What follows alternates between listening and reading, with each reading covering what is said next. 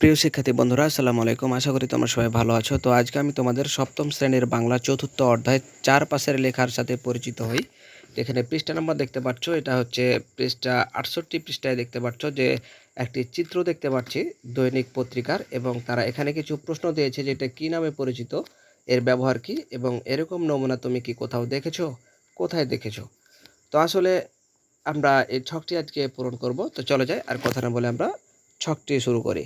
তো তার আগে একটা কথা বলে রাখি, তোমরা যারা এখন আমাদের চ্যানেলটি সাবস্ক্রাইব করোনি, এরকম নিত্য নতুন সকল ভিডিও সবার আগে পেতে চ্যানেলটি সাবস্ক্রাইব করে আজই সদস্য হয়ে যাও। তো চলে যাই, শুরু করি।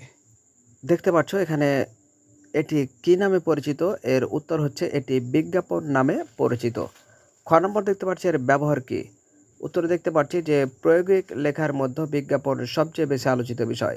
ক্রেতার কাছে পণ্যকে পরিচিত করে তোলার জন্য বিজ্ঞাপন লেখা হয়।